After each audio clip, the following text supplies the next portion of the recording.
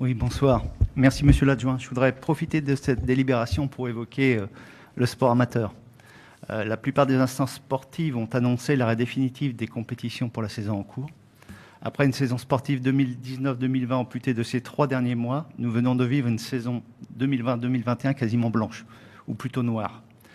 Alors que se profile la période des inscriptions dans les clubs, les incertitudes et les doutes sont nombreux. Tous ne mourront pas, mais tous sont frappés. Au niveau financier, notre ville a maintenu le montant des subventions, ce que j'applaudis une nouvelle fois. Certains clubs, ceux qui ont des salariés, ceux qui organisent traditionnellement des activités qui ont pour but de recueillir des fonds, souffrent. D'autres, parce qu'ils ont moins de frais d'arbitrage, moins de compétitions, moins de déplacements, ne seront pas affectés financièrement. Un affinage de l'impact financier club par club serait sans doute utile pour optimiser le soutien. Certains, sans doute, sont aussi sollicités par leurs licenciés qui demandent un remboursement sur leur cotisation de cette saison ou un geste pour la saison 2021-2022. Et une saison sur laquelle pèse une grande incertitude. Quel sera l'impact de la crise sanitaire ? C'est une crise dont on ignore encore aujourd'hui tous les contours et la durée. Les clubs ont fait le maximum pour maintenir le lien avec leurs licenciés. Cependant, l'absence de compétition a pesé. Certains liens ont été perdus. L'année que nous venons de vivre et les mois à venir vont peut-être amener des changements de comportement. Vous êtes en contact avec les clubs, monsieur l'adjoint, ainsi que l'OMS. Comment analysez-vous la situation ? On a vu dans cette période aussi l'activité libre encore se développer sur les terrains, des terrains délaissés par les associations qui ont été occupés par des sportifs de tout âge, de tout milieu. C'est un développement qu'il faut accompagner dans la mise à disposition d'infrastructures, dans sa régulation aussi.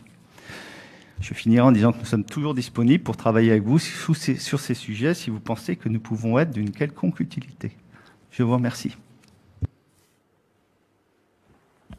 Merci. Y a-t-il d'autres demandes d'intervention ? Je n'en vois pas. Monsieur Thiers.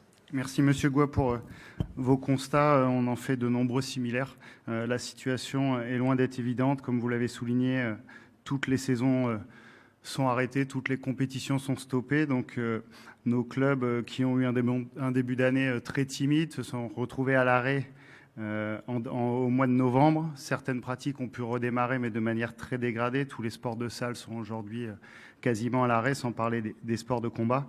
Nous avons encore ajusté les règles sanitaires le 26 mars dernier. Cette fois-ci, dans le bon sens, on a pu permettre à nos scolaires de retourner dans les salles et les piscines. Concernant la part licenciée, il est vrai que les baisses sont nombreuses mais inégales. Selon les disciplines, les sports extérieurs se comportent un peu mieux.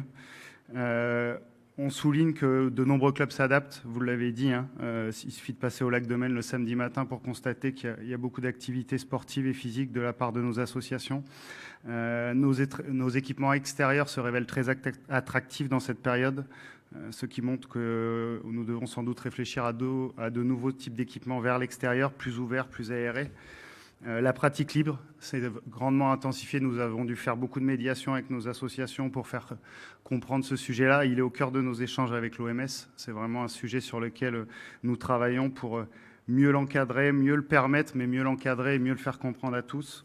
Côté finance, nous ne relevons pas beaucoup d'alertes. Nous sommes très vigilants, en contact. Pour nous, c'est encore un peu trop tôt pour faire un bilan tant qu'on ne sait pas quand on sortira de ce moment-là. Mais il est évident que nous restons en contact. Nous sommes réactifs dès qu'un nouveau protocole sort. La DSL, la direction des sports, l'interprète, le communique à tous les clubs, toutes les associations. Je voudrais souligner leur travail parce que c'est usant, c'est compliqué. Il y a peu d'événements, il y a peu de choses à faire et on défait. Donc même pour les équipes de la ville, c'est compliqué.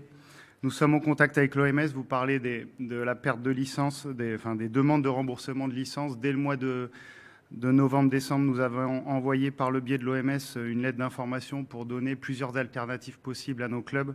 On leur a demandé d'être patients, histoire de voir comment allait se comporter ce début d'année 2021, de ne pas accepter tout de suite forcément la demande de remboursement. On s'engage dans une association, on n'achète pas la licence, donc il est important pour nous d'accompagner les clubs là-dessus. Actuellement, nous travaillons sur plusieurs scénarios de sortie de crise. Nous voulons être prêts au bon moment. Trop tôt, ce ne serait pas bon. Trop tard, ce ne le serait pas non plus. Mais dans le contexte actuel, il est encore trop tôt pour en parler. Et nous allons rencontrer là très, très prochainement, c'est planifié l'OMS pour réfléchir à la future déclinaison de la politique sportive du mandat à venir qui sera forcément et grandement impactée par cette crise. Donc on travaille, on est au contact.